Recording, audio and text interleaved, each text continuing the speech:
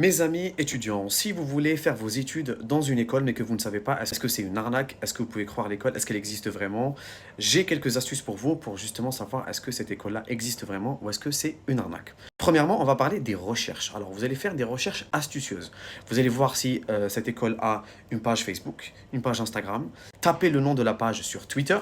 Essayez de voir est-ce qu'il y a eu des retours par rapport à certains étudiants, etc. Essayez de trouver des traces justement de cette école. L'astuce la plus ingénieuse pour moi et que vous devez tous faire, c'est d'aller sur LinkedIn et d'essayer de voir est-ce qu'il y a des personnes qui ont fait leurs études dans cette école-là. Donc vous allez tout simplement sur LinkedIn et vous allez taper le nom de cette école et vous allez voir si des personnes ont fait leurs études là-bas. Si vous ne trouvez personne, ça veut dire que c'est une arnaque. Si vous trouvez une dizaine, une vingtaine, voire plus, ça veut dire que cette école existe bien.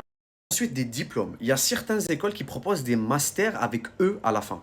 Sachez qu'il y a une grosse différence entre un master sans E et un master avec E à la fin. Le master directement est un diplôme étatique, donc il est déjà reconnu, donc aucun souci à vous faire. Par contre, un master avec E, il peut ne pas être reconnu par l'État. Certaines écoles proposent des masters qui ne sont pas RNCP niveau 7 et donc elles ne sont pas encore reconnues par l'État. Quand par exemple vous allez faire votre changement de statut, ou si vous allez travailler dans des entreprises qui exigent certains diplômes, et bien si vous avez un master qui n'est pas reconnu, donc un master avec E, et bien vous pouvez tout simplement vous faire refuser. Vérifiez bien si votre diplôme est master avec E ou bien master sans E. Je précise aussi que c'est assez complexe par rapport au master, donc si vous voulez que je vous fasse une vidéo vraiment de côté par rapport à ça, dites-le moi en commentaire. Et dernier point, si vous êtes sur les groupes d'entraide entre étudiants, si vous êtes étudiant étranger, vous avez sûrement des groupes. Si vous voyez beaucoup d'élèves poser des questions par rapport à cette école-là et que vous voyez que c'est toujours les mêmes personnes qui répondent, méfiez-vous.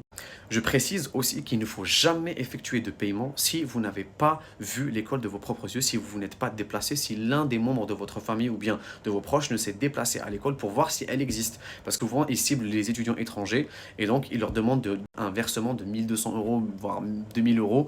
Soi-disant, c'est des frais d'inscription alors que l'école n'existe même pas. Donc au moins, vérifiez que l'école existe bien. Si vous avez d'autres astuces, mettez-le nous en commentaire. Merci.